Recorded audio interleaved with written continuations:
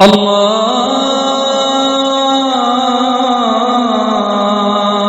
أكبر الله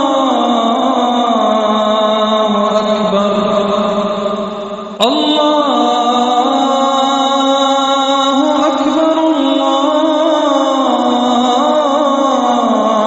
أكبر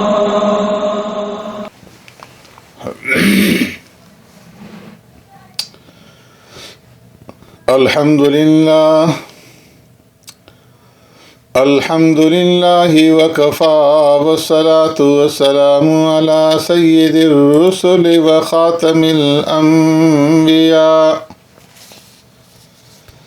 أما بعد فقد قال الله تبارك وتعالى في القرآن المجيد والفرقان الحميد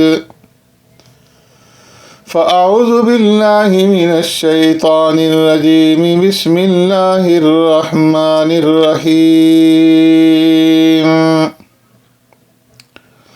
ولله على الناس حج البيت من استطاع إليه سبيلا صدق الله مولانا العظيم. معزز سامعین و ناظرین، اسلام کے بنیادی ارکان میں سے ایک انتہائی اہم رکن حج ہے، اور حج کا فریضہ وہ فریضہ ہے کہ جو عمر بھر میں صرف ایک مرتبہ فرض ہوتا ہے۔ رب العالمین نے دن اور رات میں 5 نمازیں فرض فرمائی ہیں، اور زکوٰۃ صاحب نصاب کے اوپر سال میں ایک مرتبہ فرض ہوتی ہے۔ اسی طرح جو صحت مند عاقل بالغ مسلمان ہیں ان پر سال بھر کے اندر ایک مہینہ رمضان المبارک کے روزے فرض ہیں، لیکن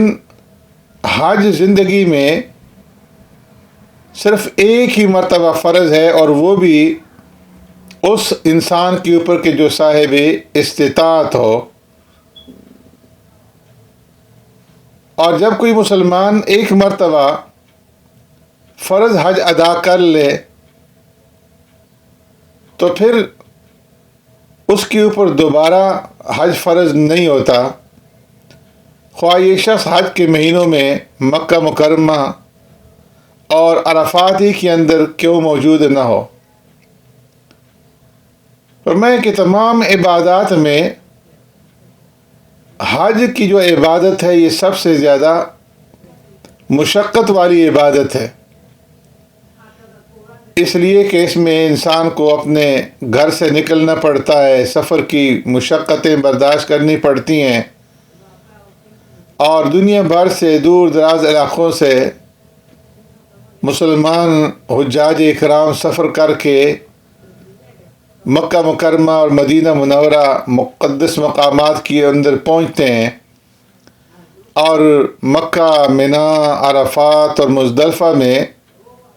خاص دنوں میں خاص اوقات میں مخصوص مقامات پر عبادت ادا کرتے ہیں، اور بسا اوقات عبادت کی اس ادائیگی کے اندر انہیں قدم قدم کے اوپر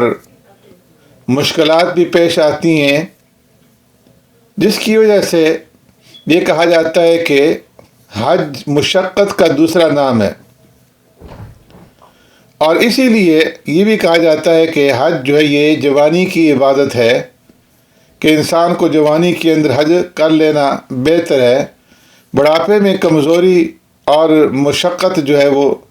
انسان برداشت نہیں کر سکتا، اور بسا اوقات دوسروں کے اوپر وہ بوجھ بن جاتا ہے۔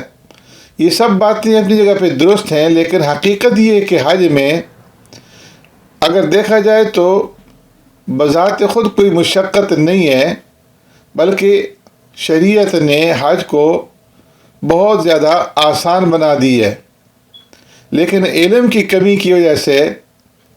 اور جذبات کی شدت اور جذب بازی کی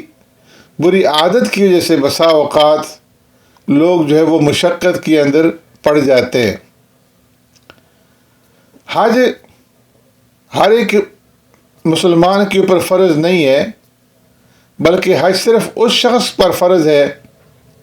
کہ جس کے اندر یہ شرائط پائی جاتی ہوں کہ وہ مسلمان ہو اور عاقل اور بالغ ہو اور آزاد ہو، حج کا زمانہ ہو اور اس کے پاس حج کرنے کی استطاعت اور قدرت ہو۔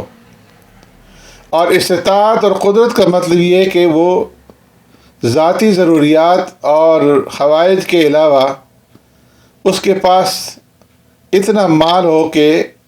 وہ حج کے لیے آسانی کے ساتھ آ جا سکے۔ اگر وہ بیوی بچوں والا ہے، صاحب عیال ہے، تو جن لوگوں کا خرچہ اس کے ذمہ ہے تو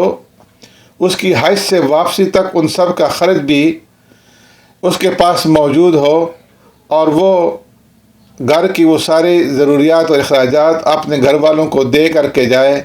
لہذا اگر کسی کے پاس ذاتی مکان ہے، ذاتی سواری ہے اور گھر کے اندر فرنیچر ہے،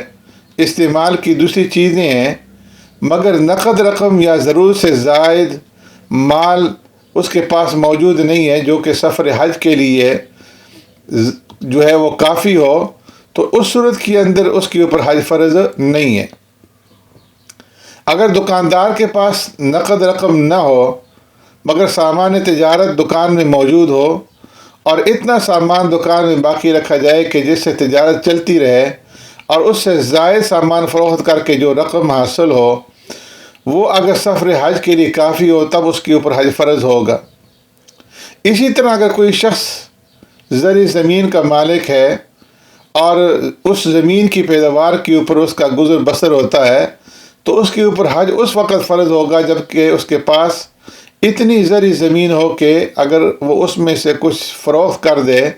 تو اس کے سفر حج کا خرچ اور اپنے گھر والوں کا جو خرچ ہے واپسی تک کا وہ نکل آئے، اور اتنی زمین بھی باقی بچ جائے کہ واپس آ کر کے اس سے اپنی وہ زندگی کا گزر بسر کر سکے۔ اگر فروخت کرنے کے بعد گزارے کے لائق زمین نہیں بچتی تو اس کے اوپر بھی حج فرض نہیں ہے۔ اسی طرح مائیں بہنیں خواتین کے اوپر حج اس وقت فرض ہوگا کہ جب ان کی ملکیت میں اپنی ذاتی رقم سے سفر حج کے لیے وہ اخراجات موجود ہوں اور اس کے ساتھ ساتھ ان کا کوئی محرم بھی اس کے ساتھ ہو، شوہر ہو یا بھائی ہو۔ اگر محرم کا انتظام نہیں ہے تو اس کے اوپر بھی حج فرض نہیں ہوگا۔ اگر سفر شرعی ہو مگر شوہر یا محرم ساتھ نہ ہو تو خاتون کے اوپر جو ہے وہ حج کی فرض کی ادائیگی جو ہے وہ لازم نہیں ہے، ہاں وہ حج بدر کی وصیت جو ہے وہ کر سکتی ہے۔